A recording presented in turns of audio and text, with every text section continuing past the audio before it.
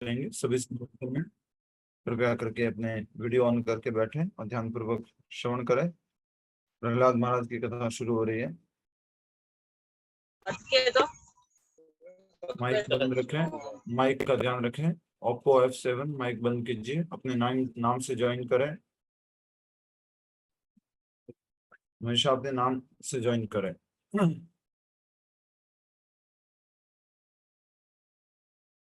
ओम नमो भगवते वासुदेवाय। ओम नमो भगवते वासुदेवाय। ओम नमो भगवते वासुदेवाय। मुखं करोति वाचालं पंगुं लंघयते गिरिं यत्कृपातमहं वन्दे श्रीगुरुदीनतारिणं परमानन्दमाधवं श्रीचैतन्यमीश्वरं। नारायणं नमस्कृत्यं नरं चैव नरोत्तमं दैवीं सरस्वतीं व्यासं ततो जयमुदीरयेत्। नष्टप्रायेषु भद्रेषु नित्यं भागवत सेवया भगवती उत्तमश्लोके भक्तिर्भवति नैष्ठिकी। हरे कृष्ण कृष्ण कृष्ण हरे हरे, हरे राम राम राम हरे हरे। हरे कृष्ण। सभी भक्तों का एक बार पुनः हार्दिक स्वागत है आज के श्रीमद् भागवत कथा रूप कार्यक्रम में। हम बहुत ही सुंदर कथा समझ रहे हैं जिसमें हिरण्यकशिपु जो कि भगवान के द्वारपाल जय विजय में से एक हैं, किस प्रकार से अपने भाई का बदला लेने के लिए तपस्या करते हैं और उनकी तपस्या इतनी घनघोर होती है, इतनी भयानक होती है कि उनके शरीर को चींटियां जो है खा जाती हैं और उसको चींटियों का पूरा घर बन जाता है, एंट हिल बन जाता है। और वो एक पैर पे अंगूठे पे खड़े रहते हैं जैसे यहाँ पर लिखा गया है, और भागवत में आई थिंक ऐसा लिखा है कि वो दोनों पैर के टोज पे खड़े रहे, जो कथा में भागवत उसमें है, स्कंद वाइज जो भागवत है। मुझे और कंफर्म कर सकते हैं। इस प्रकार हिरण्यकश्यप ने बहुत तपस्या की और देवी देवता परेशान हो गए। आखिरकार देवी देवता ब्रह्मा जी के पास जाते हैं और ब्रह्मा जी जो है फिर हिरण्यकश्यप के पास आते हैं। वो हिरण्यकश्यप को पहचान नहीं पाते, परंतु बाद में जब देखते हैं कि वो इस प्रकार से एक चींटियों के बॉम्ब में है, क्या था, बम्बू, बाम्बू, बाम्बी, बाम्बी, चींटियों के बॉम्बे में है, तो उन्होंने उनको एक आशीर्वाद दिया जिससे कि वो तुरंत ही एक विशेष शरीर प्राप्त किए। वो बहुत ही सुंदर शरीर था, आकर्षक शरीर था उसका। और हिरण्यकश्यप ने अमरता का वरदान मांगा। तो अमरता का वरदान अगर मांगा है तो क्या हुआ था अमरता के वरदान मांगने पर? यस, हिरण्यकश्यप ब्रह्मा जी प्रकट हो गए थे ऐसा। प्रभु जी, ब्रह्मा जी ने कहा कि मैं खुद ही अमर नहीं हूँ तो मैं तुम्हें कैसे अमरता का वरदान दे सकता हूँ। यस, तो ब्रह्मा जी ने कहा कि मैं स्वयं अमर नहीं हूं तो मैं तुम्हें अमरता का वरदान कैसे दे सकता हूँ। इस प्रकार से जो है ये यहाँ से कथा आज में समझनी है। आगे कहाँ से शुरू होगा आज एग्जैक्टली? हिरण्यकश्यप हर समय शराब। हिरण्यकश्यप 226 पेज से शुरू होना है, 226 पेज से। पेज नंबर मत बताइए प्लीज। हिरण्यकश्यप हर संभव। ओके, हिरण्यकश्यप हर संभव। एक जना बोलना है, सब लोग मत बोलें, ये निवेदन है, जिससे कि क्लास का डेकोरम बना रहे और बाद में जो रिकॉर्डिंग सुनते हैं वो लोग परेशान ना हो। प्रभु जी, आज होगा हिरण्यकश्यपु हर समय शराब और मदिरा पान के नशे में मत रहता था, यहाँ से होगा। ठीक है, धन्यवाद। तो हिरण्यकश्यप के बारे में हमने देखा। हिरण्यकश्यप ने फिर आशीर्वाद प्राप्त किया। क्या क्या आशीर्वाद प्राप्त किया? कि वो किसी भी तरह से वो मृत्यु को प्राप्त ना हो, अलग अलग प्रकार से उसने आशीर्वाद मांगे। आशीर्वाद क्या मांगा उन्होंने, उनको एक बार पढ़ेंगे। आप में से क्या नाम है आपका? अभी जो बोल रहे थे हमारे अंशुमान जी, क्या क्या आशीर्वाद मांगा था उन्होंने हिरण्यकश्यप ने? हरे कृष्णा प्रभु जी। जी, उन्होंने पहला आशीर्वाद मांगा था प्रभु जी कि मुझे वरदान दीजिए कि आपके द्वारा रचित किसी भी प्राणी द्वारा मेरी मृत्यु ना हो। मुझे दूसरा वरदान मांगा था कि मेरी मृत्यु ना तो घर के भीतर हो और ना घर के बाहर, ना दिन में और ना रात में, ना धरती पर और ना आकाश में। इसके अतिरिक्त उन्होंने एक वरदान ये भी मांगा कि किसी भी व्यक्ति द्वारा निर्मित प्राणी के हाथों से मेरी मृत्यु ना हो। मेरी मृत्यु ना तो किसी अस्त्र से हो ना शस्त्र से हो। उन्होंने एक वरदान ये भी मांगा कि इस सृष्टि के समस्त प्राणियों तथा लोकपालों पर मेरा संपूर्ण वर्चस्व हो, और साथ ही मुझे समस्त योग तथा तपस्याओं के फलस्वरूप मिलने वाली सिद्धियां भी प्राप्त हो। ये वरदान उन्होंने मांगे ब्रह्मा जी से। बहुत बढ़िया। तो ये सब वरदान मांगे थे, और इसको बोलते हैं एक आसुरिक बुद्धि, कि अगर मुझे कुछ इस प्रकार से प्राप्त नहीं हुआ है तो मैं हर प्रकार की कोशिश करूंगा कि वो मुझे प्राप्त हो किसी न किसी रूप में। तो उन्होंने चाहा कि मेरी मृत्यु ना हो किसी भी रूप से। इस प्रकार हिरण्यकश्यप ने वरदान मांगे, ब्रह्मा जी आपके द्वारा बनाए गए किसी जीव द्वारा मेरी मृत्यु न हो, न मनुष्य द्वारा, न जानवर द्वारा, न किसी अस्त्र द्वारा, न शस्त्र द्वारा, न घर के बाहर, न घर के अंदर, न दिन में, न रात में, न किसी भी प्रकार के प्राणी से। हर प्रकार से उन्होंने जो भी है सारे वरदान मांग लिए, और भौतिक जगत का जितना सुख था वो भी उसने मांग लिया। तो हिरण्यकश्यपु की सारी तपस्याओं से प्रसन्न होकर ब्रह्मा जी ने उनको क्या कहा था, हे दीति पुत्र, तुम्हारे द्वारा इच्छित वरदानों को प्राप्त करना अत्यंत दुष्कर है, परंतु फिर भी मैं तुम्हें ये सब वरदान वरदान प्राप्त प्रदान करता हूँ। ये जो तुमने मांगे हैं ये कोई ऐसे वैसे वर नहीं है, ये हर कोई व्यक्ति के लिए नहीं है, लेकिन फिर भी मैं तुम्हें ये वरदान प्राप्त करता हूँ, प्रदान करता हूँ। तो इस प्रकार हिरण्यकश्यप ने सारे वरदान प्राप्त किए, और उसके बाद जो है महान ऋषियों एवं देवताओं की स्तुतियां एवं हिरण्यकश्यप की पूजा स्वीकार करके ब्रह्मा जी ने अपने दिव्य लोक की ओर प्रस्थान किया। अपनी घोर तपस्या की अभूतपूर्व सफलता प्राप्त करने के बाद हिरण्यकश्यप का मन भगवान विष्णु के प्रति द्वेष तथा प्रतिकार की भावना से भरा था। जब तपस्या कर रहा था तो बस अभी तो मुझे कुछ चाहिए, और तपस्या करने का कारण क्या था, बोलो। विष्णु जी के प्रति द्वेष भावना। यस, भगवान विष्णु के प्रति द्वेष। तो तपस्या तीन प्रकार की होती है, सात्विक तपस्या, राजसिक तपस्या और तामसिक तपस्या। ये हम भगवत गीता के 18वें अध्याय में पढ़ चुके हैं। सात्विक तपस्या, राजसिक तपस्या और तामसिक तपस्या। तो यहाँ पर जो हिरण्यकश्यप कर रहा है वो एक प्रकार से तामसिक तपस्या है, क्योंकि उसका लक्ष्य क्या है, पृथ्वी का विनाश, भगवान भगवान के प्रति द्वेष। इस प्रकार ये हिरण्यकश्यप की तपस्या तामसिक है। और फिर कुछ ही समय में अपनी शक्तियों के बल पर हिरण्यकश्यप ने तीनों लोकों को पराजित करके उन्हें अपने वश में कर लिया। उच्च, मध्यम तथा निम्न लोकों को अपने नियंत्रण में करने के बाद हिरण्यकश्यप ने इंद्र को स्वर्ग लोक से निकाल दिया, और स्वर्ग लोकों की शिल्पी विश्वकर्मा द्वारा निर्मित इंद्र के महल में रहने लगा। इंद्र के महल की सीढ़ियां पन्नों से बनी थी, और फर्श अनेक बहुमूल्य रत्नों से जड़ा था। उसकी दीवारें स्फटिक की बनी थी, और स्तंभ वैदूर्य मणियों से। इस प्रकार जो है ये इंद्र के महल का वर्णन किया गया है। हमेशा ये महल इसी प्रकार बहुत ही भव्य, कह सकते हैं भौतिकता से भरा हुआ रहता है। इस जगत में आपको ऐसा कोई घर मिलेगा, ऐसा कोई घर है इस जगत में?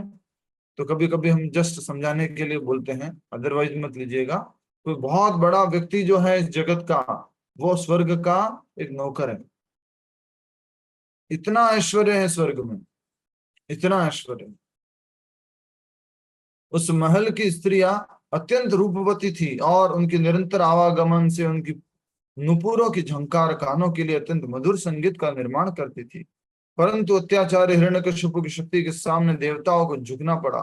यद्यपि हिरण्यकश्यप अकारण उन्हें प्रताड़ित और दंडित करता रहता था, फिर भी वे उसे प्रणाम करने के लिए बाध्य थे। तो ये इस प्रकार से हो गया, सरकार बदल गई।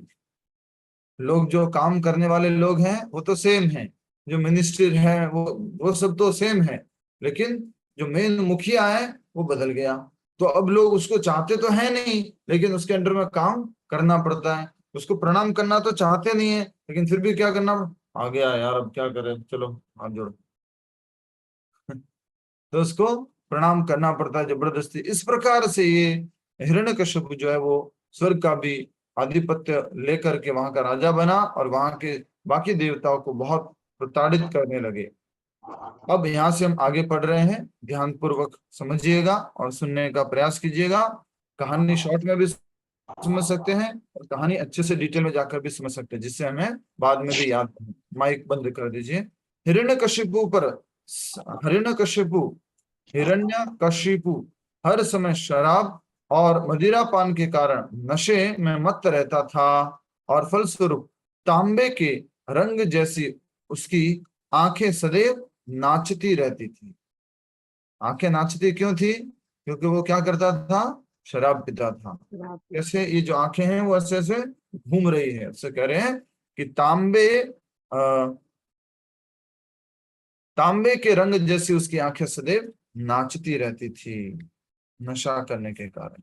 परंतु अपनी तपस्याओं के बल पर वह ऐसे पद पर पहुंच चुका था जहां ब्रह्मा जी, शिव जी और भगवान विष्णु के अतिरिक्त सृष्टि का प्रत्येक व्यक्ति उसे उपहार देकर संतुष्ट करने के लिए आया करता था। यहाँ तक कि भृगु जैसे महान ऋषि भी अपनी तेज शक्ति से हिरण्यकशिपु को भस्म नहीं कर पाए, क्योंकि हिरण्यकशिपु की शक्तियों के सामने उनकी शक्ति भी निस्तेज हो गई थी। इतनी शक्ति मिल गई है हिरण्यकशिपु को, सोचिए कोई भी देवी देवता सब फेल है। तो हिरण्यकशिपु ने अपने आप को क्या समझ लिया फिर? मैं भगवान हूं, मैं सर्वशक्तिशाली हूं। पैराग्राफ शुरू हो रहा है, हिरण्यकशिपु हर समय शराब, और हमारे में है 226, आप में 10 पेज आगे पीछे हो सकता है। ठीक है। इंद्र के सिंहासन पर बैठकर हिरण्यकशिपु अन्य समस्त लोकों पर शासन कर रहा था। गंधर्वों, विद्याधरों, अप्सराओं और यहाँ तक कि नारद मुनि एवं अन्य ऋषियों को भी बारंबार उसकी स्तुति करते हुए उसका गुणगान करना पड़ता था। क्योंकि नारद मुनि क्या थे? देव ऋषि, और देवताओं के उस लोक को किसने पकड़ लिया था? हिरण्यकशिपु। नारद मुनि जैसे परम भक्त को भी कई बार हिरण्यकशिपु का गुणगान करना पड़ता था। वर्णाश्रम धर्म के अनुयायी जो भी अग्नि यज्ञ संपन्न कर रहे थे, हिरण्यकशिपु देवताओं को यज्ञ भाग दिए बिना स्वयं अकेले ही उनका भोग करने लगा। हिरण्यकशिपु के भय से धरती बिना जोते ही अन्न आदि प्रदान कर रही थी। इतना ज्यादा भयभीत थी धरती, बिना जोते बिना कुछ सिंचाई किए धरती अन्न प्रदान कर रही थी, और गायें प्रचुर मात्रा में दूध दे रही थी, और चारों ओर समृद्धि छाई थी। समुद्र और नदियां हिरण्यकशिपु की सेवा में हर प्रकार से रत्न उत्पन्न कर रही थी, और पर्वतों के बीच घाटियां उसकी क्रीड़ा स्थली थी। ये भय के कारण, भगवान के प्रेम के कारण भी ऐसा होता है, लेकिन यहाँ पर सब कैसा हो रहा है? भय के कारण, अति भय। इतना भयानक ये राक्षस असुर हिरण्यकशिपु। और हमें दिमाग में ये रखना पड़ेगा, ये और कोई नहीं है, भगवान का ही द्वारपाल है। इंद्र, वायु और अग्नि की सहायता लिए बिना किसी हिरण्यकशिपु इंद्र, वायु और अग्नि की सहायता लिए बिना ही हिरण्यकशिपु अकेले सारे ब्रह्मांडी विभागों का व्यवस्थापन कर रहा था, और वर्षा, सुखाने एवं जलाने जैसे कार्यों को नियंत्रित करने लगा। परंतु समस्त दिशाओं को नियंत्रित करने तथा अभूतपूर्व भोग विलास का सुख लेने के बाद हिरण्यकशिपु का चित्त असंतुष्ट था, क्योंकि अपनी इंद्रियों को नियंत्रित करने के स्थान पर हिरण्यकशिपु उनका सेवक बना हुआ था। बहुत ही सुंदर लाइन लिखी है, अंडरलाइन कर लो इसको, ये बहुत इंपॉर्टेंट बात है।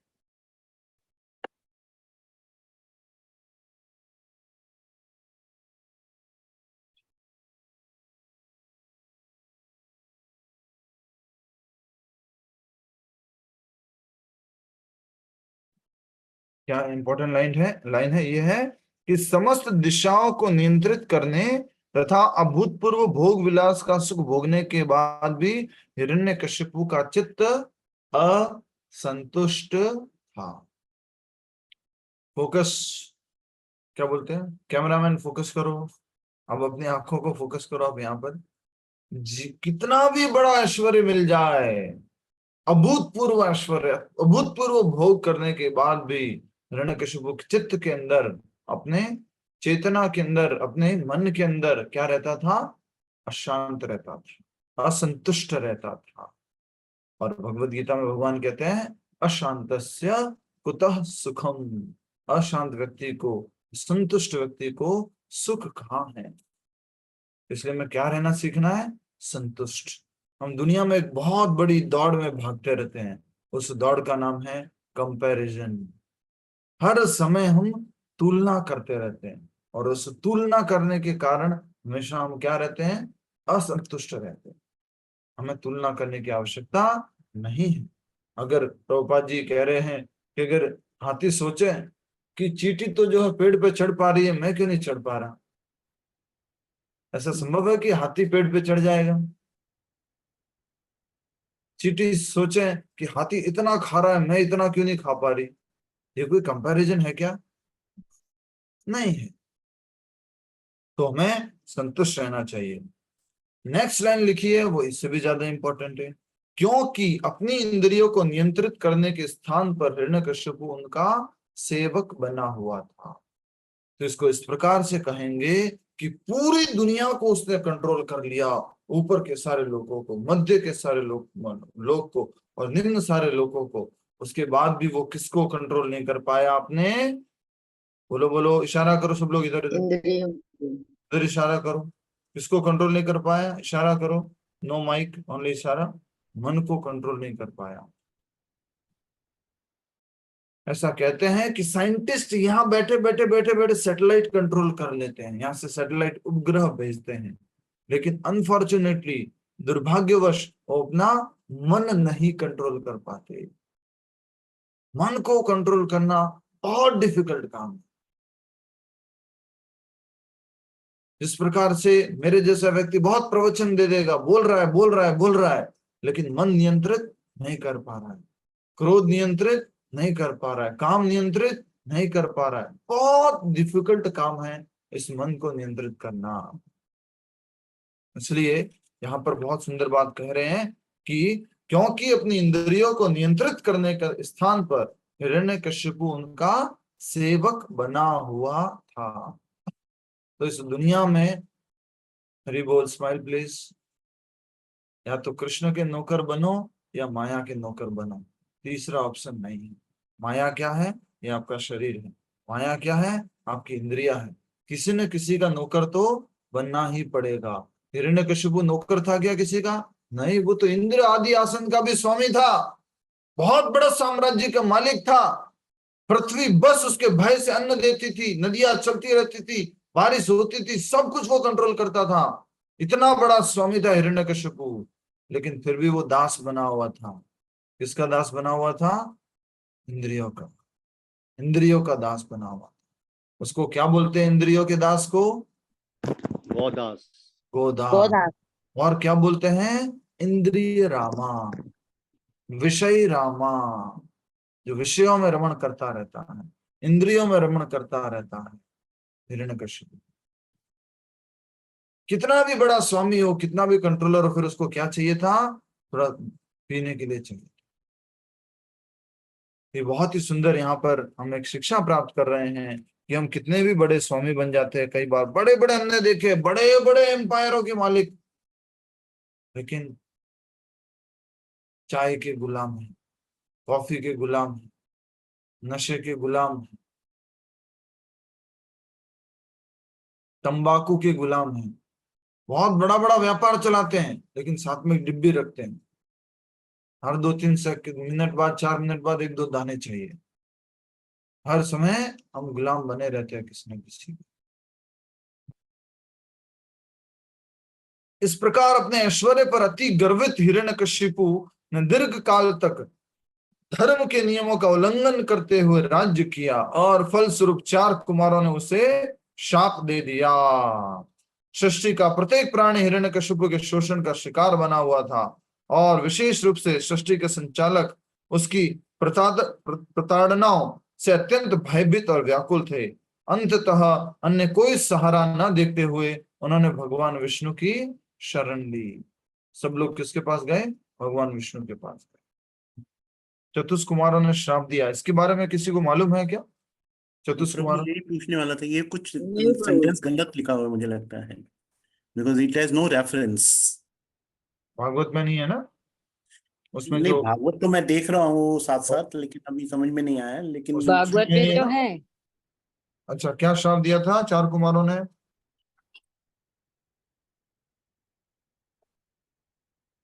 तुम जो हमारे ग्रंथ भागवतम है जिसमें स्कंद वाइज है, कैंटो वाइज है, उसमें है क्या ऐसा श्राप दिया था?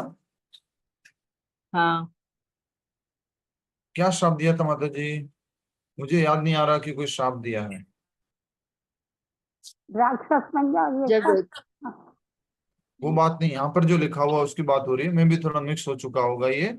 इस प्रकार अपने ऐश्वर्य पर अति गर्वित हिरण्यकशिपु ने दीर्घ काल तक धर्म के नियमों का उल्लंघन करते हुए राज्य किया और फलस्वरूप चार कुमारों ने उसे श्राप दे दिया। ये बात जो है समझ में नहीं आती है। ऑलरेडी वो श्राप के कारण ही हिरण्यकशिपु का शरीर धारण किए हुए था, चतुष्कुमारों का ही। तो हो सकता है एक दो बातें मिक्स हो गई हो। मुझे याद नहीं आ रहा है किस प्रकार से कुछ चतुष्कुमारों ने कोई श्राप दिया था। आपके पास कुछ याद आ रहा हो तो बता सकते हैं। नहीं प्रभु जी। ठीक है, आगे बढ़ते हैं। सृष्टि का प्रत्येक प्राणी हिरण्यकशिपु के शोषण का शिकार बना हुआ था और विशेष रूप से सृष्टि के संचालक उसकी प्रताड़नाओं से अत्यंत भयभीत और व्याकुल थे। अंततः अन्य कोई सहारा न देखते हुए उन्होंने भगवान विष्णु की शरण ली। देवताओं के लिए यह आपातकालीन स्थिति थी, इमरजेंसी। अपनी नींद छोड़कर और सावधानी पूर्वक अपने मनों पर नियंत्रण करते हुए वे केवल वायु पर जीवित थे। वे सुंदर प्रार्थनाओं द्वारा भगवान को प्रसन्न करने का प्रयास करने लगे। कहां पर है ये? विष्णु जी के पास, क्षीर सागर में। ठीक है। हे भगवान, हे भगवान, हम उस दिशा को प्रणाम करते हैं जिस दिशा में आपका पवित्र निवास है। एक बार उस स्थान को प्राप्त करने के पश्चात आपके शुद्ध भक्त पुनः इस संसार में नहीं लौटते। कौन बोल रहे हैं? देवता लोग बोल रहे हैं। क्या बोल रहे हैं? आपके कौन से भक्त? शुद्ध भक्त। Point to be noted. कौन? आपके शुद्ध भक्त। आपके शुद्ध भक्त जो है वो आपके उस निवास स्थान को प्राप्त करने के बाद दोबारा नहीं लौटते। और यही बात भगवत गीता में भगवान कहते हैं, न तद भासते सूर्यो न शशांक न पावकः यद गत्वा न निवर्तन्ते तद धाम परमं मम। कौन सा श्लोक है गीता का? न तद भासते सूर्यो, कौन सा श्लोक है बताइए? 15वें अध्याय का प्रभु जी। 15वें अध्याय का प्रभु। 15वें अध्याय का जल्दी बता दो। श्लोक नंबर याद नहीं आ रहा है प्रभु। 6 है प्रभु जी। 6, 15वें अध्याय का 6वां श्लोक है। 7वां श्लोक है कि भगवान बोलते हैं ममे वांशो जीव लोके जीव भूत सनातना। ये 6वां श्लोक है, न तद भाषयते सूर्यो। ठीक है। यद गत्वा न निवर्तन्ते, इशारा करो एक बार प्लीज। एक बार जो भगवान के धाम गया उसको दोबारा नहीं आना पड़ता है, पर देवी देवताओं के लोग गया तो आना पड़ता है। देवी देवताओं को लोग भौतिक जगत में ही है। तो इस प्रकार से देवताओं ने खुद ने प्रार्थना की भगवान से कि उस दिशा को प्रणाम है जिस दिशा में आपका पवित्र निवास है। एक बार उस स्थान को प्रणाम करने के पश्चात, प्राप्त करने के पश्चात आपके शुद्ध भक्त पुनः इस संसार में नहीं लौटते। भगवान देवताओं के लिए अदृश्य बने रहे और बादलों की गर्जना के समान गंभीर स्वर में देवताओं का प्रत्युत्तर देने लगे, जिसे सुनकर न केवल देवताओं का उत्साहवर्धन हुआ अपितु उनका भय समूल नष्ट हो गया। भगवान की क्या सुनी? मात्र वाणी। यहाँ पर बहुत इंपॉर्टेंट शिक्षा होती है। कई बार हम क्या कहते हैं? भगवान दिखने चाहिए, भगवान दिखने चाहिए, भगवान दिखने चाहिए, भगवान दिखने चाहिए। देवता भी किससे संतुष्ट हो जाते थे? भगवान की वाणी सुन करके, भगवान की आवाज सुन करके, आकाश से जो आवाज आती थी। हमें भी संतुष्ट होना चाहिए किससे? भगवान की दिव्य वाणी सुन करके, भगवत गीता सुन करके हमें संतुष्ट होना चाहिए। ये कौन बोल रहे हैं? भगवान बोल रहे हैं संतुष्ट होना चाहिए। अर्जुन, पूरे विश्व में घोषणा कर दो मेरे भक्त का कोई विनाश नहीं कर सकता है, मेरे भक्त का कभी नाश नहीं होगा। नवे भक्त प्रणश्यति कौन्तेय प्रतिजानीहि न मे भक्ता प्रणश्यति। हे कौन्तेय, हे अर्जुन, पूरे विश्व में घोषणा करते। आपको आवाज सुनाई दी भगवान की? आपको भगवान की आवाज सुनाई दी? Yes no? ये यस ये नो है। सुनाई दी हमें। भगवान ने बोला है न मे भक्त प्रणश्यति। क्या होना है आपको भी? खुश होना है इस देवताओं के जैसे। बहुत ही सुंदर बात यहां पर हमें समझनी है कि भगवान देवताओं के लिए अदृश्य बने रहे, बादलों की गर्जना के समान गंभीर स्वर में देवताओं का प्रत्युत्तर देने लगे, जिसे सुनकर न केवल देवताओं का उत्साह वर्धन हुआ अपितु उनका भय समूल नष्ट हो गया। सुनो फिर से भगवान की आवाज को। सर्वधर्मान परित्यज्य माम एकम शरणम व्रज अहम त्वाम सर्व पापेभ्यो मोक्षयिष्यामि मा शुचः मा शुचः। डरो मत। भय समूल नष्ट हो गया। भय समूल नष्ट हो गया भगवान की वाणी सुन करके। ये भगवान की वाणी है।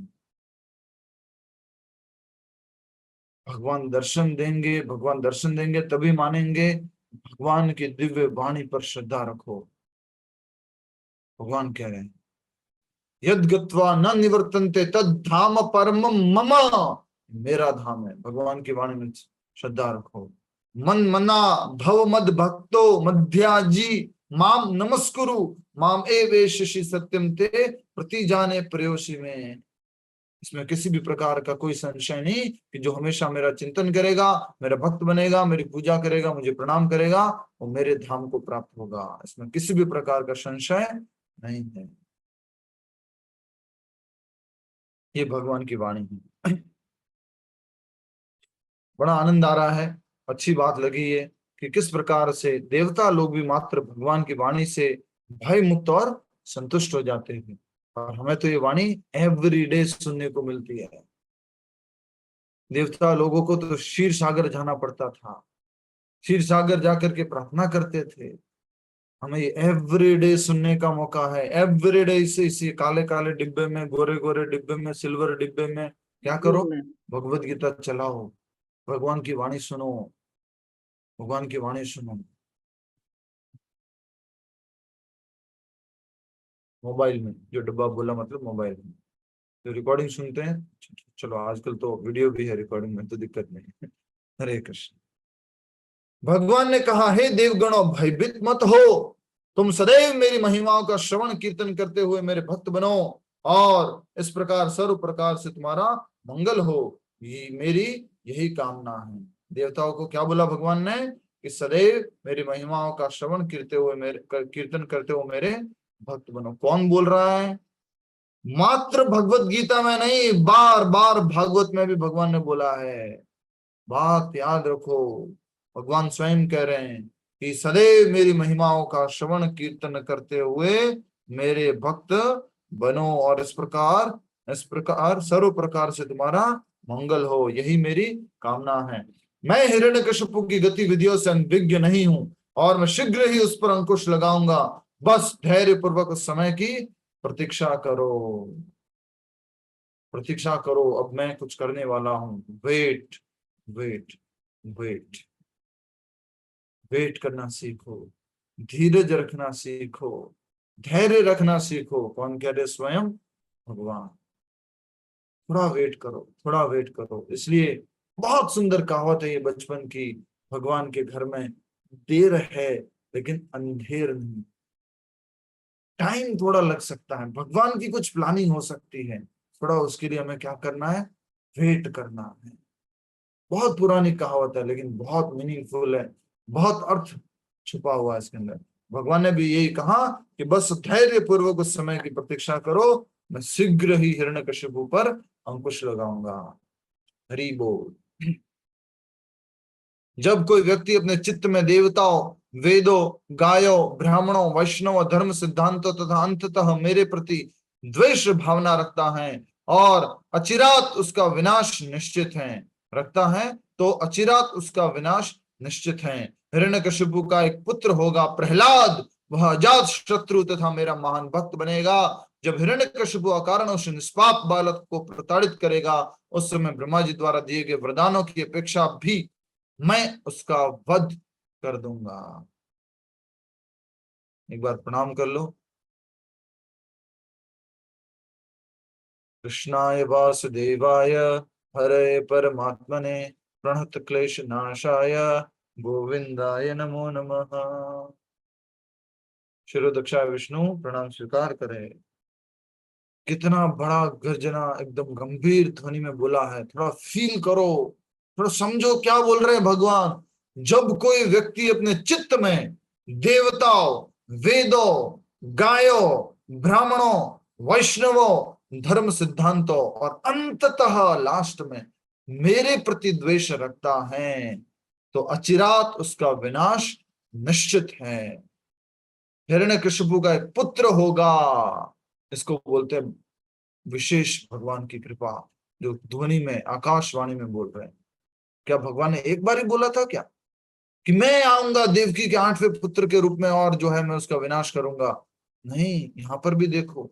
और किसको बोला था आकाशवाणी के रूप में, कौन बताएगा?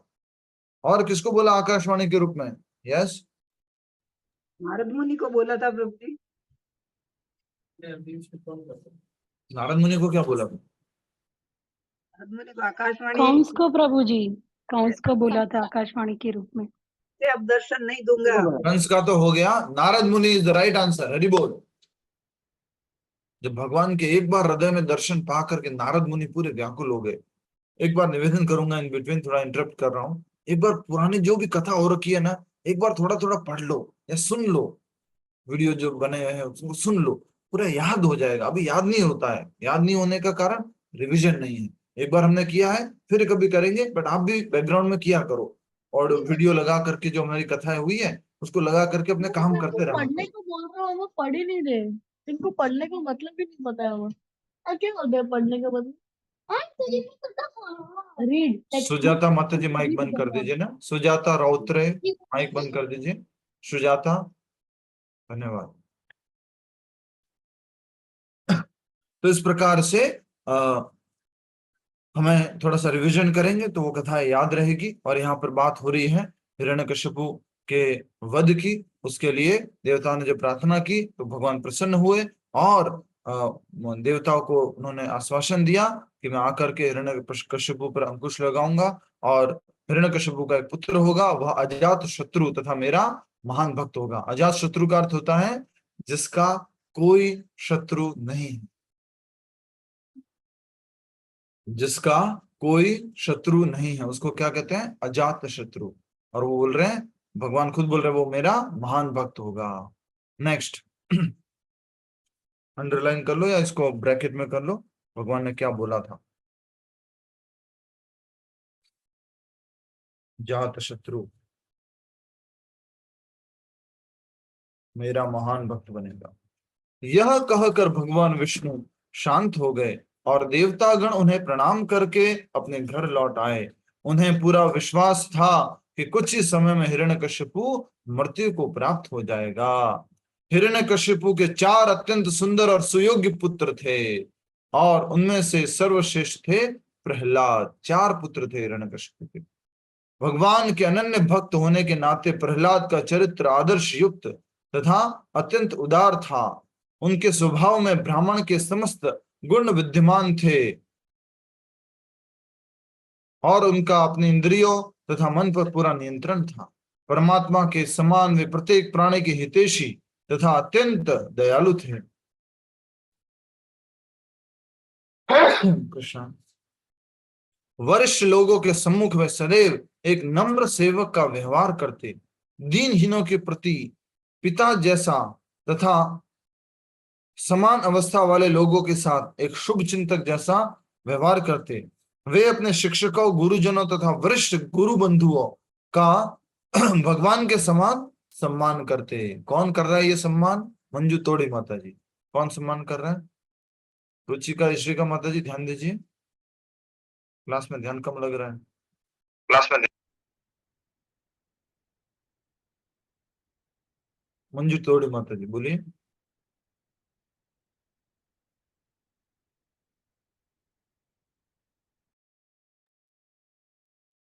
मंजू तोड़ी माता जी बोलिए प्लीज। हरे कृष्णा, जल्दी से। हरे कृष्णा, जल्दी बोलो माता जी, सबका समय है। नहीं बोल पा रहे, उत्तर नहीं आ रहा तो कोई बात नहीं। भगवान विष्णु का कर रहे थे, प्रहलाद क्या भक्त का। क्या हो रहा है? प्रहलाद भक्त का भगवान विष्णु का कर रहे थे। कौन उत्तर देगा? यस, ओम प्रकाश जी। हरे कृष्णा प्रभु जी, प्रहलाद महाराज बोल रहे थे। हाँ, प्रहलाद महाराज का यहाँ पर गुणगान किया जा रहा है। प्रहलाद महाराज के यहाँ पर के बारे में बताया जा रहा है कि प्रहलाद महाराज जो थे उनके बारे में क्या कहा जा रहा है कि वे सबके शुभ चिंतक थे, दीनहीनों के प्रति वो पिता जैसा का व्यवहार करते थे और वरिष्ठ लोगों के सम्मुख नम्र सेवक के रूप में रहते थे। शिक्षकों और गुरुजनों और वरिष्ठ गुरु बंधुओं के को भगवान जैसा सम्मान करते थे और जो उनकी समान अवस्था वाले उनके साथ एक शुभ चिंतक जैसा, एक बंधु जैसा व्यवहार करते थे। प्रहलाद महाराज उच्च शिक्षा, ऐश्वर्य, शारीरिक सुंदरता तथा उच्च जन्म से उत्पन्न होने वाले मिथ्या अभिमान से पूर्णतः मुक्त थे। ये 4 चीजों के बारे में बोला गया है। ये कुंती महारानी भी बोलती है, जन्म ऐश्वर्य श्रुत श्रीभिः, जन्म ऐश्वर्य श्रुत श्रीभिः एदमानः मदपुमान। हर व्यक्ति इन 4 चीजों को लेकर के पैदा होता है अपने पूर्व जन्म के कर्मों के अनुसार, लेकिन हमें उसका गर्व नहीं करना चाहिए। और यही बात हम देख रहे प्रहलाद महाराज में कि उच्च शिक्षा, जन्म, ऐश्वर्य, श्रुत, श्री। श्रुत क्या हो गया? उच्च शिक्षा, ऐश्वर्य, धन संपत्ति, शारीरिक सुंदरता, जन्म, ऐश्वर्य, श्रुत, श्री, सुंदरता, हाँ, और उच्च जन्म, जन्म पहला ही से उत्पन्न होने वाले मिथ्या अभिमान से पूर्णतः मुक्त रहे। असुरों के वंश में जन्म लेने के पश्चात भी प्रहलाद भगवान विष्णु के महान भक्त थे और कभी भी वैष्णवों से द्वेष नहीं रखते थे। कष्टदायक परिस्थितियों में भी वे सदैव अविचलित रहते थे और वेदों में वर्णित कर्म कांडों के प्रति उनका कोई झुकाव नहीं था। किसके प्रति? वेदों में जो कर्म कांड बताया गया है, ये करोगे तो ये मिलेगा, ये करोगे तो ये मिलेगा, उसके प्रति कोई इंटरेस्ट नहीं था। प्रत्येक भौतिक वस्तु उनके लिए निरर्थक थी। भौतिक कोई भी उनको वस्तु आकर्षित नहीं करती थी, उसका उनके जीवन में कोई अर्थ नहीं था। बचपन से ही प्रहलाद को बच्चों के साथ खेलने में कोई रुचि नहीं थी। वे एकांत स्थान में बैठकर भगवान श्री कृष्ण पर ध्यान लगाया करते थे। वास्तव में प्रहलाद का चित्त श्री कृष्ण के चिंतन में इतना तल्लीन रहता था मानो वे श्री कृष्ण रूपी ग्रह से ग्रसित हो। ये ग्रह, ये सही शब्द है क्या? श्री कृष्ण रूपी ग्रह से ग्रसित हो। हाँ सही है प्रभु। ग्रह मतलब प्रभु जी माने उस भाव में वो भाव। अनुग्रह, एक और अर्थ अनुग्रह हो नहीं सकता प्रभु, जैसे 9 ग्रह अनुग्रह। होते हैं ना, तो इन ग्रहों का जो दोष होता है उसी से मतलब है ये कि कृष्ण ग्रह से जैसे कि ग्रसित थे। ग्रह लग गया है, शनि ग्रह लग गया है, सूर्य ग्रह लग गया है, उसे कौन सा ग्रह लग गया है प्रहलाद को? कृष्ण ग्रह। कृष्ण ग्रह। कृष्ण ग्रह। थोड़ा भक्ति में आने के बाद बाकी सब लोग भी, हमारे परिवार वाले भी यही कहते हैं, इसको तो ग्रह लग गया भाई, ग्रहण लग गया इसके, तो कृष्ण का ग्रहण लग गया। हर समय कृष्ण कृष्ण कृष्ण कृष्ण कृष्ण कृष्ण, बस यही चलता रहता है इसमें। जो बात है वो कृष्ण की। अभी तो वृंदावन जाके आए, अभी कुछ टाइम हुआ नहीं, 1 महीना हुआ नहीं, दोबारा फिर से वृंदावन जाना है। बार बार ग्रह लगता रहता है। बहुत अच्छा लिख के भेजा है कि ऐसा ग्रहण या ऐसा ग्रह तो बेस्ट है, ऐसा ग्रहण एक्सेप्ट करते हैं। एक बार आप भी प्रार्थना करें, हम भी प्रार्थना करें।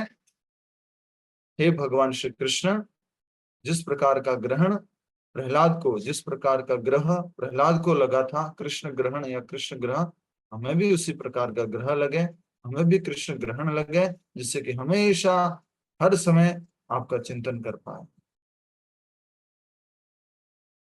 हमें तो ग्रहण किसका लगा हुआ है? माया ग्रहण लगा हुआ है, प्रभु जी भौतिक चीजों का ग्रहण लगा हुआ है, भौतिक चीजें आकर्षित करती है उसका ग्रहण लगा हुआ है। हम इन ग्रहणों से पूरी तरह से, एक ही पॉइंट याद रखिएगा, जिस प्रकार से हम अलग अलग बोलते हैं इंद्रिय रामा या विषय रामा, तो यहाँ पर इसी प्रकार से प्रहलाद क्या थे, प्रहलाद के ऊपर ग्रहण लगा हुआ था, या ग्रह लगा हुआ था, कृष्ण ग्रह। और हमारे ऊपर क्या ग्रह लगा हुआ है, माया ग्रह। हम माया ग्रह है, कृष्ण प्रहलाद कृष्ण ग्रह, तो माया ग्रह से कृष्ण ग्रह बनना। ठीक है। उन्हें इस बात का जरा भी अनुभव नहीं होता था कि उनके शरीर के कार्य तथा चारों ओर की गतिविधियां किस प्रकार कार्य कर रही हैं। जिस प्रकार एक शिशु सदैव माता की गोद में रहता है और नहीं जानता कि उसके दैनिक कार्य किस प्रकार कार्यान्वित हो रहे हैं, उसी प्रकार सदैव भगवान के आलिंगन में रहने वाले प्रहलाद को इस बात का कोई ज्ञान नहीं था कि खाने, चलने, सोने, बैठने, पीने अथवा बातें करने जैसे उसके विविध शारीरिक कार्य स्वतः किस प्रकार हो रहे हैं। प्रहलाद सदैव भगवान श्री गोविंद द्वारा संरक्षित थे।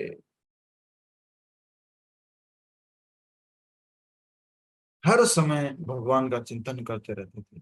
जैसे जड़ भरत थे, जड़ भरत भी पूरी तरह से भगवान में स्थित हो गए थे, और ये प्रहलाद महाराज भी हैं, इनको भी किसी भी प्रकार का कोई भान नहीं है। जैसे छोटा बच्चा होता है, तो छोटे बच्चे को मालूम होता है कि उसकी दैनिक दिनचर्या कैसे चल रही है, माँ की गोद में है, वॉशरूम कब जाना है। कृष्ण ग्रह गृहीत आत्मा, बहुत सुंदर श्लोक है ये भागवत में, जो ये शुभम जी भेजे हैं। कृष्ण ग्रह गृहीत आत्मा।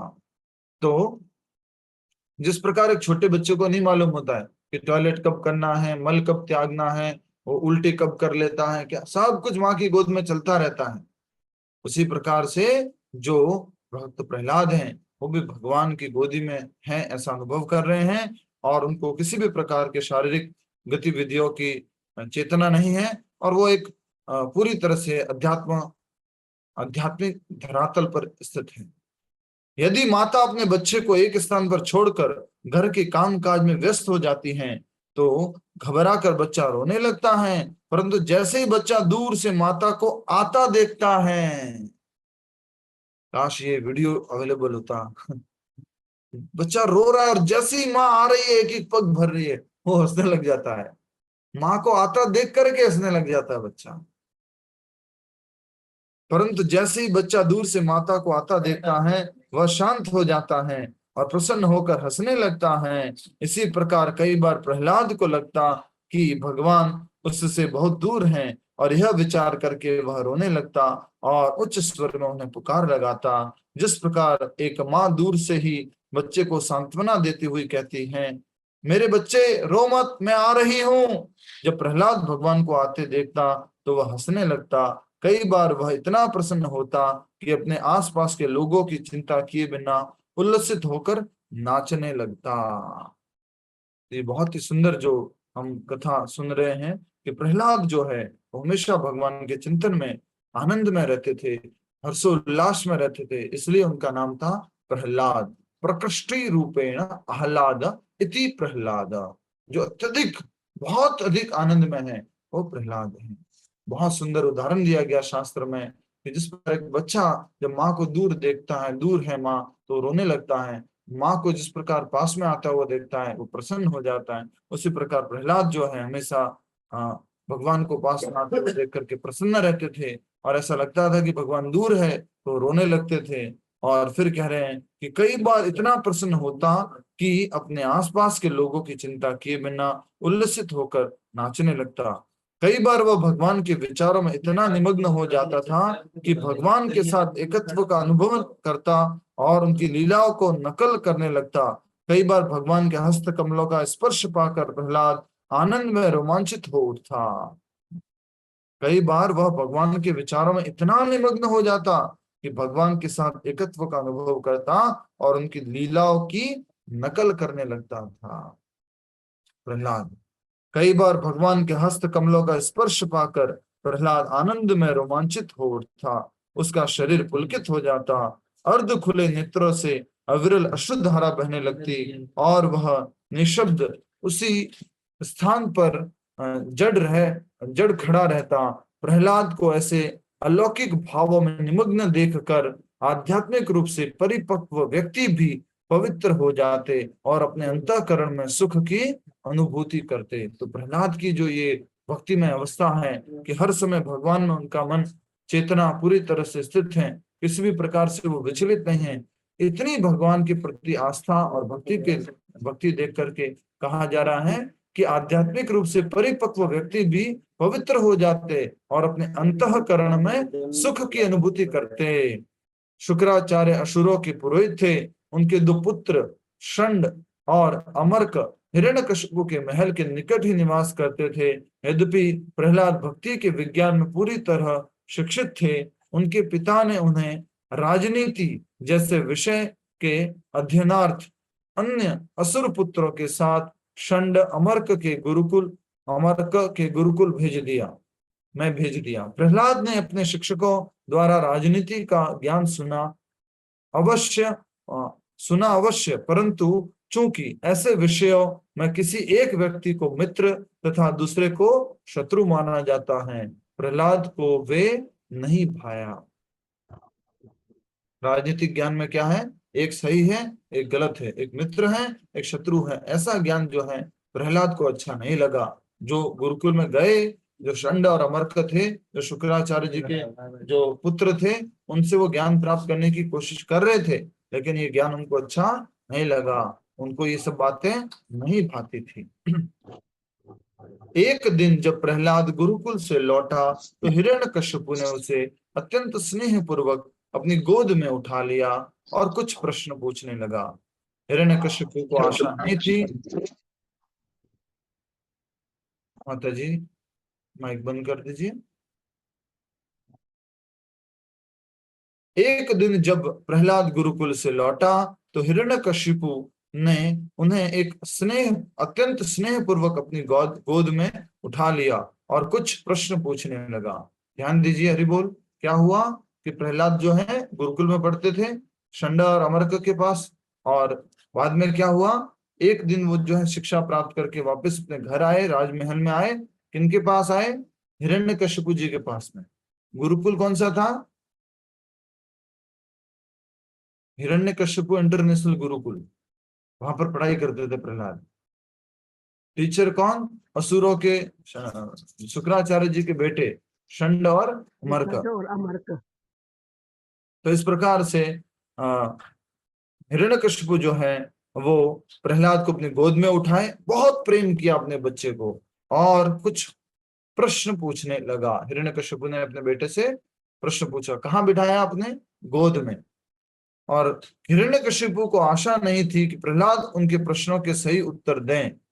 वह तो बस अपने पुत्र की तुतलाती बोली और बचकानी बातें सुनना चाहता था। एक बार फिर से आप लोग पढ़ो, क्या लिखा है। एक दिन जब प्रहलाद गुरुकुल से लौटा तो हिरण्यकशिपु ने उसे अत्यंत स्नेह पूर्वक अपनी गोद में उठा लिया और कुछ प्रश्न पूछने लगा। हिरण्यकशिपु को आशा नहीं थी कि प्रहलाद उनके प्रश्नों के सही उत्तर दे। वह तो बस उनके अपने पुत्र की तुतलाती बोली और बचकानी बातें सुनना चाहता था।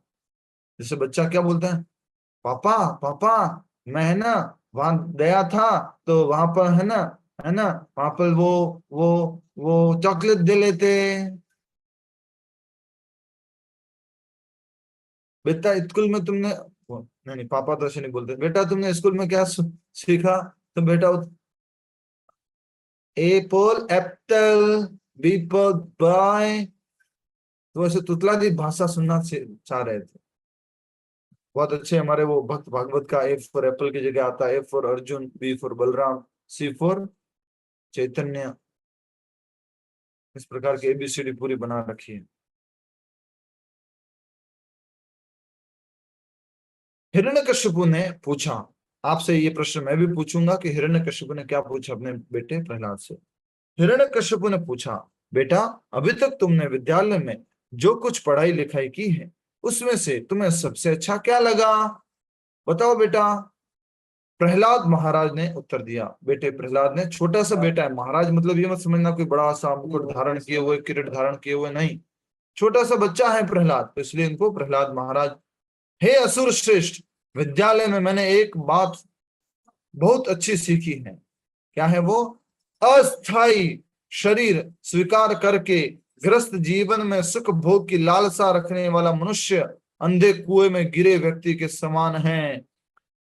वह पग पग पर चिंता और शोक और दुखों द्वारा लज्जित होता रहता है। ऐसा जीवन आत्म साक्षात्कार के प्रति अज्ञानता से भरा है। मनुष्य को चाहिए कि वह यथाशीघ्र इसे त्याग दे और भगवान हरि के चरण कमलों का आश्रय लेने के लिए वन में प्रवेश करे। कौन बोल रहा है? 5 साल का बालक। क्या बोल दिया ये? वो तुतलाना उतलाना कहाँ क्या क्या बोले? इतनी बड़ी शिक्षा बोल दी। बहुत इंपॉर्टेंट श्लोक है, कृपया करके डिस्प्ले करें इस श्लोक को, और हम चाहते हैं कि आप इसको याद करें। इस श्लोक को डिस्प्ले करें। श्लोक संख्या है, कौन बताएगा? अदांत गोभिर विशतांत मिश्रम। यस, श्लोक संख्या। सुशील जी किताब लेके बैठे हो? पांचवा अध्याय का 5वां श्लोक। 7वां स्कंद 5वां अध्याय और श्लोक संख्या 5 7 5 5 5। डिस्प्ले कीजिए कि मैं डिस्प्ले करता हूं फिर। हरे कृष्ण कृष्ण कृष्ण। बहुत इंपॉर्टेंट श्लोक है, बहुत इंपॉर्टेंट भक्तों के लिए। 5 5 7 5 5 श्रीमद् भागवतम 5वां स्कंद और 7वां स्कंद 7वां स्कंद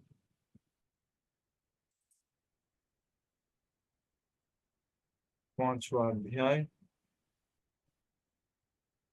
और 5वां श्लोक।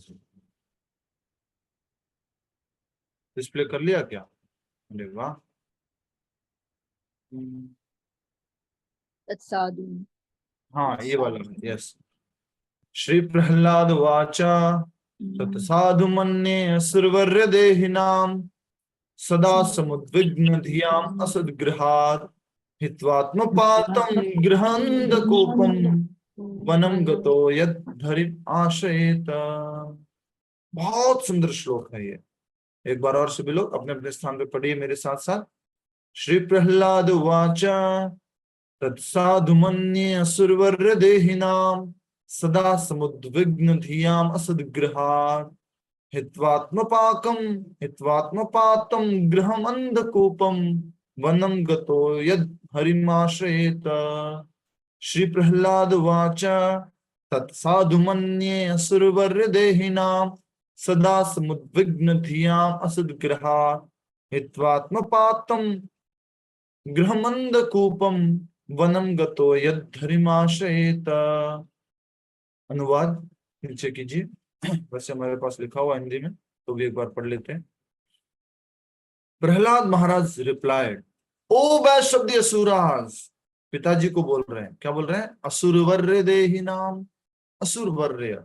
ओ best of the asuras, king of the demons, as far as I have learned from my spiritual master, any person who has accepted a temporary body and temporary household life, जिस किसी व्यक्ति ने, मैंने अपने गुरु से सीखा है कि जिस किसी व्यक्ति ने ये शरीर, जो भौतिक शरीर है वो प्राप्त किया है, जो कम समय पर रहने वाला है और जो कम समय तक रहने वाले ये ग्रस्त जीवन को प्राप्त किया है, is certainly embarrassed by anxiety because of having fallen in a dark well। वो वास्तव में उसके जीवन में क्या आ चुकी है? एंजाइटी आ चुकी है, और वो किस में गिर चुका है? गहरे अंधे कुएं में गिर चुका है। Having fallen in a dark well where there is no water but only suffering, one should give up this position and go to the forest. Vanam gachet harimashray. More clearly, one should go to Vrindavan, where only Krishna consciousness is prevalent, and should thus take shelter of the supreme personality of Godhead। आप में से कुछ लोग सुन रहे तो जोर से बोलना चाहूंगा। क्या बोलना चाहूंगा? One should go to Vrindavan. Prabhupada ji translate कर रहे हैं more clearly, one should go to Vrindavan. कुछ माता जी को मैं रिक्वेस्ट कर करके थक गया हूँ, माते छोड़ो अपना शहर, वृंदावन आओ बस जाओ, वृंदावन आओ बस जाओ, वृंदावन आओ बस जाओ। More clearly one should go to Vrindavan, where only Krishna consciousness is prevalent and should thus take shelter of the supreme personality of Godhead। परम भगवान की शरण ग्रहण करे। इस प्रकार से बार बार बड़ा छोटा कौन कर रहा है? इस प्रकार से ये जो है बहुत ही सुंदर श्लोक हमने देखा। थोड़ा सा ऊपर एक बार फिर से कर लीजिए श्लोक एक बार फिर से। यस, तत्साधुमन्ये असुरवर्य देहिनां सदा समुद्विग्न धियां असद्ग्रहात् हित्वात्मपातं गृहमन्दकूपम्। ऊपर कीजिए प्लीज। वनं गतो यद् हरिमाश्रयेत, श्री प्रहलाद उवाच तत्साधुमन्ये असुरवर्य देहिनां सदा समुद्विग्न धियां असद्ग्रहात् हित्वात्मपातं गृहमन्दकूपम्। वनम गतो यद हरिमाश्रयेत, धरिम में ही हरि छुपा हुआ है, धरी हरि, धरिम हरिमाश्रयेत, वन में जाओ और हरि का आश्रय लो। अब इसके बाद ये सुन करके प्रहलाद के इस उत्तर को हिरण्यकश्यप का क्या रिएक्शन रहता है, हिरण्यकश्यप क्या रिएक्ट करता है, उसको हम समझेंगे। और एक बार फिर से हम इसको पढ़ लेते हैं अनुवाद को। हे असुर श्रेष्ठ, विद्यालय में मैंने एक बात बहुत अच्छी सीखी। अस्थायी भौतिक शरीर स्वीकार करके ग्रस्त जीवन में सुख भोग की लालसा रखने वाला मनुष्य अंधे कुएं में गिरे व्यक्ति के समान। वह पग पग पर चिंता और शोक और दुखों द्वारा लज्जित होता रहता है। ऐसा जीवन आत्म साक्षात्कार के प्रति अज्ञानता से भरा है। मनुष्य को चाहिए कि वह यथाशीघ्र इसे त्याग दे और भगवान हरि के चरण कमलों का आश्रय लेने के लिए वन में प्रवेश करें। प्रहलाद के मुख से अपने शत्रु की शरणागति के उपदेश को सुनकर हिरण्यकश्यप जोर जोर से हंसने लगा। वह बोला, लगता है कि शत्रु के किसी गुप्त छर ने छिपकर मेरे नादान बालक की बुद्धि को बिगाड़ दिया है। अपने मंत्रियों को निर्देश देते हुए उसने कहा, अरे असुरो, पूरा ध्यान रखो कि गुरुकुल में बाहर का कोई भी व्यक्ति मेरे पुत्र से मिलने न पाए। विशेष रूप से वेश बदल कर आने वाले वैष्णवों से सावधान रहना। प्रभुपाद जी भी बोलते हैं, कई बार मेरे शिष्यों के माता पिता ऐसे बोलते हैं, उन चोटी वालों से, उन तिलक वालों से, उन कंठी वालों से सावधान रहना, उनके संपर्क में मत आना। कई बार वो वेश बदल करके आते हैं। रशिया के अंदर वेश बदल करके गए थे। कंठी माला अलाउड नहीं, तिलक अलाउड नहीं, चोटी ये अलाउड नहीं, पैंट शर्ट पहन करके गए थे। एक बार एक प्रभु जी जो है कहीं बाहर प्रचार करने के लिए गए थे पैंट शर्ट पहन करके। बाद में वापस भारत में आए, वो जो इमिग्रेशन होता है वहां पर जो स्टाफ बैठते हैं, उन्होंने पूछा, आप तो वही है ना जो टीवी में आते हैं, आप तो वही स्वामी जी है ना, कथा करते, क्या हो गया आपको, सब भक्ति सब छोड़ दिया क्या? बोलते हैं कि मैं बाहर प्रचार करने के लिए गया था, वहां सब भी अलाउ नहीं था, सारे मेरे वस्त्र और सब कुछ मेरे अटैची में है, सूटकेस में है। तो भक्त जो है हिरण्यकश्यप बोल रहा है, देखो अपने गुरुकुल में कोई बाहर से तो नहीं आ रहा, मेरे बेटे को कोई और तो नहीं सिखा रहा है, कोई वैष्णव जो है वेश बदल करके तो नहीं आ रहा है, ये मेरे बेटे ने ये कैसे सीख लिया। तत्साधु मन्ये असुरवर्य देहिनां सदा समुद्विग्न धियां असद्ग्रहात्। बहुत ही सुंदर ये आगे चर्चा होने वाली है। आज हम यहीं पर समाप्त करेंगे। छोटा सा संक्षिप्त में पानीहट्टी के बारे में समझेंगे, क्योंकि आज वो बहुत विशेष उत्सव है जिसमें इसी बात का पालन करते हुए रघुनाथ दास गोस्वामी जो हैं वो अपना घर छोड़ करके वो बार बार चैतन्य महाप्रभु की शरण ग्रहण करने की कोशिश कर रहे थे। तो यहाँ पर आप नोट कर लीजिए आज कहाँ से शुरू करना है। कल आपको वैसे वीडियो तो प्राप्त हो गया था ग्रुप में पानीहट्टी का, हम जब यात्रा पे गए थे तो वहां बनाया था, तो उसमें वो प्रभु ने सेव करके रखा था पानी हटी की कथा उसी धाम से। तो इस प्रकार से वो हमने वीडियो डाला था। शॉर्ट में बता रहे हैं कि एक रघुनाथ गोस्वामी जी थे, वो एक बहुत बड़े जो व्यापारी थे, उनके बेटे थे हिरण्यमय मजुमदार के। उनको बहुत धन संपत्ति थी, और रघुनाथ दास गोस्वामी जो है वो चैतन्य महाप्रभु के आंदोलन से आकर्षित थे। इतना आकर्षित थे कि वो अपने परिवार को छोड़ करके भाग जाते। उनके पिताजी उनको बार बार पकड़ करके लेके आते हैं, फिर भाग जाते हैं, फिर लेके आते हैं, और अंत में वो उनकी पत्नी से कहते हैं कि इनको घर के अंदर बांध के रख लेते हैं।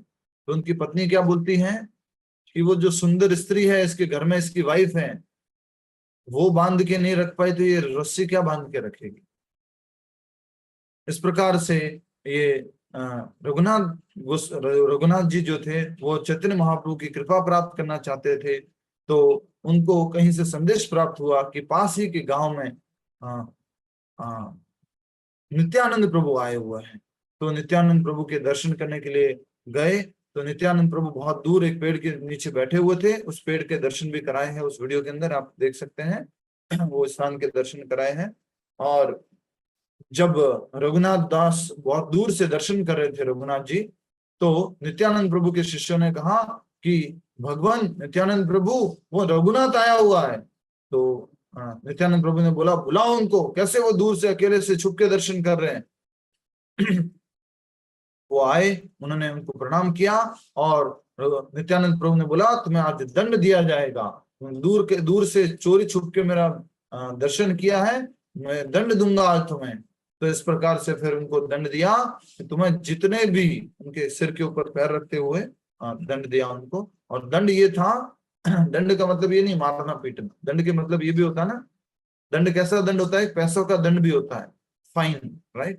तो उसी प्रकार से उनको दंड दिया गया कि जितने भी लोग हैं यहाँ पर, जितने भी वैष्णव यहाँ पानी हटी पे एकत्रित हुए, और भी जितने भी लोग हैं, उन सबको आपको चीड़ा दही का प्रसाद बना करके खिलाना है। चीड़ा मतलब पोहा और दही। आज सब लोगों से निवेदन है, जो आप लोग ये कथा सुन रहे हैं, अपने अपने घर पे, अगर आप मंदिर नहीं जा रहे, कोई कार्यक्रम जा भी रहे हो तो भी कोई बात नहीं, अपने अपने घर पे ये चीड़ा दही का प्रसाद अवश्य बनाएं। लास्ट ईयर आप लोगों ने बनाया था, इस बार भी अवश्य बनाएं। और भी इसमें वैरायटीज हो सकती हैं, क्या क्या हो सकता है, मैंगो चीड़ा, और उसी तरह से कंडेंस मिल्क अर्थात की रबड़ी के साथ में चिवड़ा, और लीची के साथ में चिवड़ा, ड्राई फ्रूट्स के साथ में चिवड़ा, और भी बहुत अलग अलग वैरायटीज होती है। आप लोग माता जी हैं, आप लोग सब जानते होंगे अच्छे से। तो इस प्रकार से एक घर पे आज जरूर बनाना, और अपने ठाकुर जी को शाम को भोग लगाना। ये दंड दिया था, तो हम भी ये समझते हैं कि हम भी ये बनाएं और सब बांटे, प्रसाद बांटे। आप सब लोग वृंदावन में अगर कोई आ रहे हैं तो बहुत स्वागत है, बहुत विशेष उत्सव है। मैं आपको बता ही रहा था, आज शाम को आप भगवान का दर्शन कर लिया, वीडियो भेजा था ग्रुप में, भगवान का दर्शन कर लिया, कैसी झांकी है। मैंगो बंगला, आमों से सजा हुआ है पूरा पूरा, आम्र बंगला है, आम्र बंगला, आम्र का झांकी है आज पूरा आमों का। तो वो बहुत विशेष है। और शाम को नौका विहार भी है भगवान का। तो आप भी घर पे इस प्रकार से चिवड़ा दही बना सकते हैं। रघुनाथ जी को ये सजा मिली, उन्होंने सबको प्रसाद बंटवाया, और इसलिए इसको दंड महोत्सव भी कहते हैं।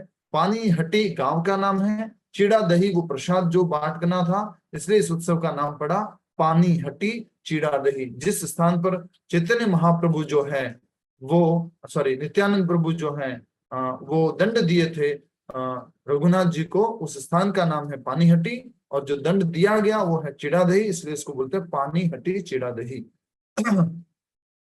इस प्रकार बहुत भव्य रूप से इसका आयोजन हुआ। जिन दुकानदारों से खरीद कर चिवड़ा लाया गया, सारी चीजें लाई गई, उनको भी खिलाया। एक एक हाथ में 2-2 मटके, 3-3 मटके, अलग अलग। कुछ लोग जो है नदी में जगह नहीं बची हुई है तो नदी के पानी में खड़े होके खा रहे हैं। नदी के किनारे पर ही पानी हटी गांव था। इस प्रकार से बहुत विशेष रूप से ये उत्सव चल रहा है। तो इस उत्सव में हमें बहुत ही विशेष शिक्षा मिलती है। और उसी समय क्या हुआ कि वहां पर नित्यानंद प्रभु जो है किसी को खिलाने लग गए। तो रघुनाथ गोस्वामी जी देख पा रहे थे मात्र कि नित्यानंद प्रभु वहां चैतन्य महाप्रभु जो अदृश्य अवस्था में प्रकट हुए उनको खिला रहे हैं। चैतन्य महाप्रभु नित्यानंद प्रभु चैतन्य महाप्रभु को खिला रहे और चैतन्य महाप्रभु नित्यानंद प्रभु को खिला रहे। उस प्रकार से दिव्य लीला चल रही है और ये पानी हटी चीड़ा दही उत्सव चल रहा है। आज प्रसादम का फेस्टिवल है, आज बहुत ही विशेष आनंद लेने का फेस्टिवल है। आप भी अपने घर में अवश्य ट्राई करना। अगर आप के घर में और कोई हेल्प नहीं कर रहा, आप खुद ट्राई करना। थोड़ा सा पोहा, थोड़ा सा दही, उसमें थोड़ी गुड़ या चीनी और थोड़ा सा ड्राई फ्रूट्स का बूरा या इस प्रकार से अलग अलग आप डाल सकते हैं और बनाइए। तुलसी लगा के भगवान को भोग लगाइए और इस विशेष उत्सव को घर पे अवश्य मनाइए। और हो सके तो अपने अपने स्टेटस पे फोटो लगाइए भोग लगाने के बाद में, क्या हमने ये बनाया, और हमें शेयर करना चाहते हैं तो हमें शेयर कर सकते हैं। व्हाट्सएप पे तो बहुत ज्यादा हो जाता है, दूसरी जगह आप इंस्टाग्राम पे वगैरह पे करेंगे तो उसको टैग कर सकते हैं। हरे कृष्णा। कितने लोगों ने आज चीड़ा दही बनाया है? हाथ खड़े करो। चीड़ा दही, मैंगो दही, कुछ सॉरी मीट मैंगो चिवड़ा, कितने लोगों ने बनाया है? 1 2 3 4, बस भूल गए। शाम का उत्सव ऑनलाइन होगा, अवश्य अटेंड कीजिएगा और जरूर भोग लगाइएगा। आइए अब हम सब लोग मिलकर के जो प्रहलाद महाराज ने कहा है, ग्रह अंधकूपम हरिमाश्रयता, ऐसे गहरे अंधे कुएं में पड़ गए हैं, गिर गए हैं, पर भगवान का नाम तो जोर जोर से ले सकते हैं। अपनी अपनी जप माला लीजिए और हम एक माला जप करते हैं। प्रहलाद महाराज, ये सिंधु सिन्हा माता जी क्या कह रहे हैं? लगाएंगे चूड़ा दही का शाम में लगा। हाँ माता जी, यस ठीक है। गुप्ता जी। प्रहलाद महाराज पिछले जन्म में क्या थे, जब भगवान ने पहले ही अनाउंस कर दिया कि मेरे भक्त यहाँ हिरण्यकशिपु के बेटे के रूप में जन्म लेंगे? पिछले जन्म में क्या थे प्रहलाद महाराज? ये मुझे मालूम नहीं है, सुना भी नहीं है। किसी और को मालूम हो तो मदद कीजिए। क्योंकि ये पदवी उनको मिली भगवान के भक्त के रूप में, वो यहाँ पैदा हुए और 5 साल के बच्चे में इतनी भक्ति थी, तो कुछ तो इनका प्रारब्ध होगा। किसी को मालूम है? मैं एक बार नारद जैसे इनकी पत्नी को कयादू को, प्रभु जी हरे कृष्णा, कयादू को ना माता जी प्लीज प्लीज प्लीज। पिछले जन्म में क्या थे ये बात हो रही है। यस, इनको ज्ञान कैसे हुआ, ये सब हुआ कैसे हुआ, उसकी चर्चा आगे आने वाली है, अभी आएगी आगे। कि कयादू जो है वो नारद मुनि के संरक्षण में आए और नारद मुनि ने उनको शिक्षा दी। भगवान ने पहले से घोषणा की है, उसके संबंधित प्रश्न है कि क्या प्रहलाद महाराज कुछ पिछले जीवन में थे। एक चीज ये सुना था कि भगवान जी कहते हैं ये जितना भगवान का विरोधी है, मैं इसके घर में ही भक्त बन के पैदा हुआ।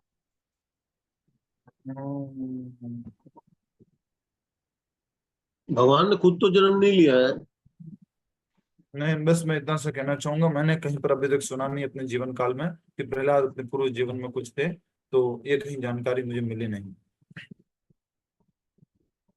ठीक है, हरे कृष्ण। और कोई प्रश्न?